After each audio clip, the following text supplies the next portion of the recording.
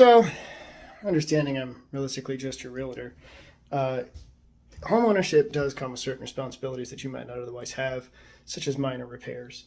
Generally speaking, if you don't know how to fix it, you can always call someone. I'm dealing with a plumbing issue today, so if you want to call a plumber, you can do that. Just keep in mind that they have minimum fees. It's not cheap to get a plumber out to come and do basically anything. So if you can do it yourself, you can save a lot of money. I said all that to say, some things in your house are essentially wear and tear. They're going to break. And when they break, you're going to have to fix it. So what I'm dealing with, this is what we're dealing with. It is behind the faucet. It doesn't matter if it's a shower or a tub. This one is a tub. And it is the cartridge. It's called the faucet cartridge. Looks like that. That's the Moen one. They wear out. The signs that they wear out is that when you go to turn the water off, it won't turn all the way off. It gets stuck. The handle can actually be very, very hard to turn because these rubber pieces start to wear out and start touching metal in a way that it gets jammed. You may also find that when you turn the water on, it starts to leak. That's what happened here. The gaskets themselves have worn out, the rubber and the seals. So when you're turning the water on and pressure is coming through, because that's not sealed correctly, some of the water comes out and runs down here. All perfectly normal things that can happen in your faucet, whether it's your shower or your tub. Now, what you may notice is mine's already pulled out. I was going to do a video on how to remove it and what's involved in that, what tools you may need. There is a special tool for most of them, Moen included. Moen has their own tool. I think it's like $20, less than $20. It screws in right there, and it gives you a handle to pull on. I don't have that tool because I'm not a plumber. I don't do this very often. The reason I don't have that video is because what should have been a 10-minute job became a 45-minute job with a lot of screaming and cussing and things that aren't very becoming of a professional. So sometimes, especially because they're older and worn out, you're replacing it if it wasn't broken in some way. Sometimes when you go to pull them out, they break apart. And this is the piece you pull on, typically. So you put a screw. This screw that actually just holds the faceplate on, it will thread. I can't really show you. I've only got one hand. It will thread in there just enough. And that's what I was pulling on. But instead of pulling the entire cartridge out, it does just slide out. There are a couple places you can try and pry on. There is a pin you have to remove first, which we'll do this in reverse order so you'll at least get an idea. But typically you would just, pull on that and the cartridge comes out if it was a good cartridge. But it's a bad cartridge or I wouldn't be replacing it, so it broke in every way imaginable. And believe it or not, you can actually see right there, if it'll focus. You see this one is kind of in line, but a little worn out. And that one's all bowed up and definitely worn out. That's what starts binding and leaking and not sealing and all those wonderful things. So, like I said, should have been a 10-minute job pulling it out. I've got, showed you that part and that part and, that part. And there's a bunch of other parts too that are in the bottom of the tub. But anyway, pulling it out should be simple, should come straight out. If it starts binding and you get a little worried, because you are pulling on, your plumbing pipes and it can get bad.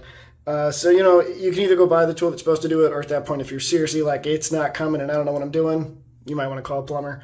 I just muscled through it without any muscles. I just pushed through it because I'm not going to call someone and pay someone to do it. Sorry. The tool would have helped. If you don't have that tool, you're going to be using things like, driver pry bars and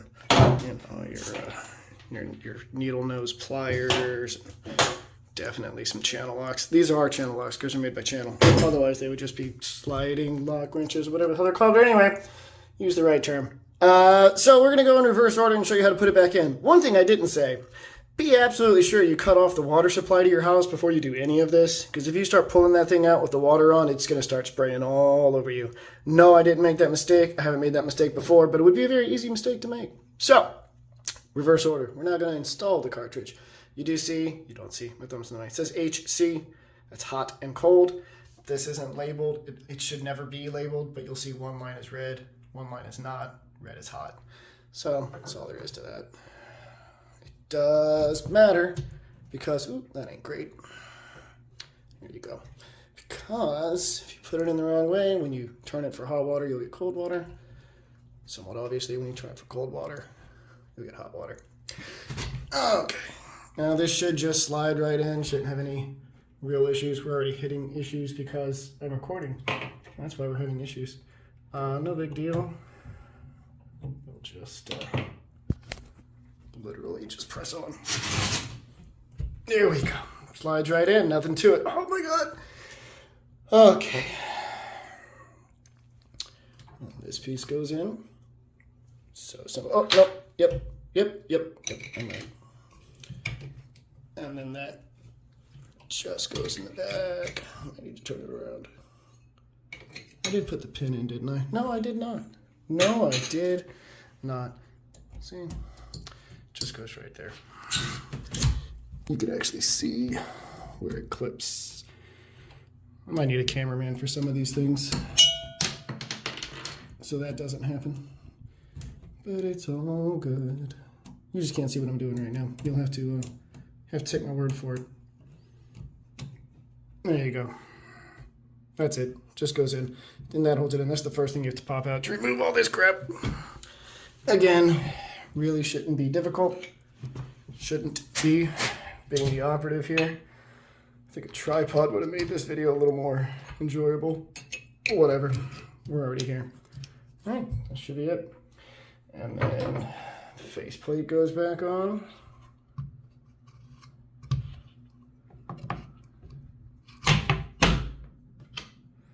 These long screws, don't use a drill or whatever, anything with a battery and a motor. Don't use them for these screws. I know they're very long and obnoxious, but they also aren't designed to have any real tension on them, torque. So, if you use your drill in the wrong torque, you can mess something up. Oh my goodness. I got 2 kids. I should be able to find the hole faster than that. There you go. That's going in. Yeah, some of you got that joke. These are long screws. So we're going to pause real quick while I get that done. That's it. Just the 2 screws. When you go to remove it, if you do find that there's that it's not just coming off like it should, there is a spot under here you can put a flat blade and pop it off. It's probably just the paint that's holding it on. Happens a lot when people come through and paint it and don't take these off. Even if they do take them off, when you put them back on if the paint's wet, same thing will happen. No big deal. All right. And this is the last piece. It's the actual handle. Just a little hex screw down there. Do make sure you have the right one for it, because these strip out pretty easily. There we go. Come on now. All right, 1 second. It ain't one in the center. You know, I'm betting some of you are already yelling at the video at what's wrong. I missed a couple pieces. That piece, which is actually kind of important, goes right there. And then this piece, which is actually what turns it. Now, I said this piece is kind of important because you can have it centered, or you can actually move this. You see that looks like a gear in there? You can move it off center. That limits how hot the hot water can get. So, you know, if you have kids and they're taking baths by themselves and they keep putting it on full and maybe they come out with their skin all red, or you're just worried about them getting hurt, you just move it. That's it. And then that'll change its full setting, like how far it can go for hot water.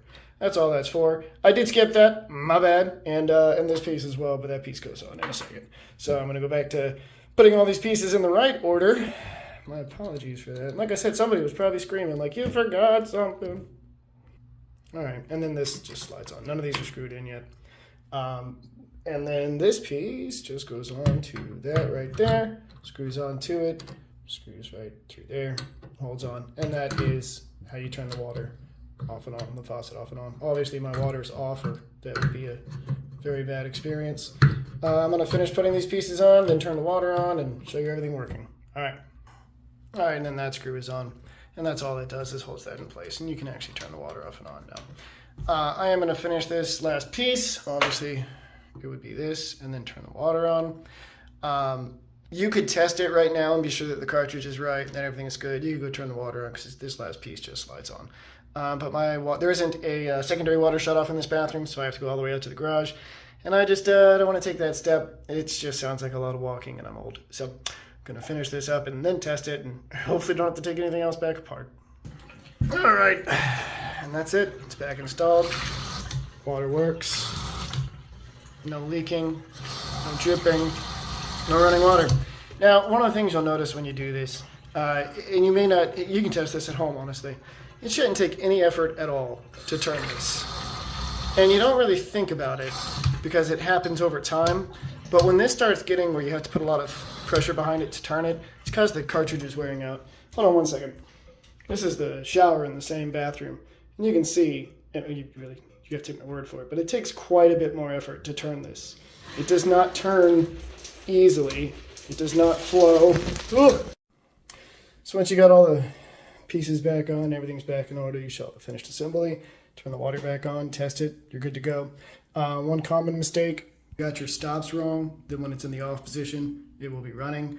It's very simple. You don't have to take everything back apart. You just have to take this off and then turn it to off, and that little black piece that was behind this that the screw went in, just put it in the off. So take it off and put it in the off position and put it back on. That's all there is to that. And then you put this back on, and now we're in the off position. No problem. If it is set wrong, when you go to, first of all, it'll turn on as soon as you turn the water on. Second of all, somewhere around halfway will be hot, and the other halfway it'll be cold. There won't be any, it'll shut off and then turn back on. But you'll know it's wrong anyway, because it'll just start flowing when it's not supposed to. Not a difficult job. I don't know what a plumber would have charged, but the part cost me $50 at Lowe's. And you saw how, other than the 45 minutes to take the old one out, you saw it was not a very long or difficult job. I think most people could figure it out. Getting the old one out may be a struggle, and you may be tempted to go buy that $16 part, $20 tool, not part. Certainly could be worth it, but I would rather do it myself than pay someone. I hope to make some more of these videos soon. Like, did you know you're supposed to drain your water heater? I haven't drained mine yet. So, do things like that. And if there's anything you have a question about, like, how do I fix this? How do I fix that? What are some common problems that come with homeownership?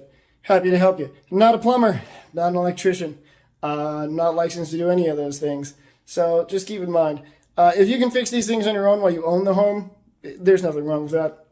If you can fix it, because I am a realtor, if you find there's a problem before your inspection and you fix it and it passes inspection, then there's nothing wrong with that. But you will find that if an inspector comes through and says this has to be fixed and requires a plumber, in the negotiations, the other side may say it must be done by a plumber, and we want to see that it was done, by someone licensed and all that. So you may not be able to do your own repairs at that point. Keep that in mind.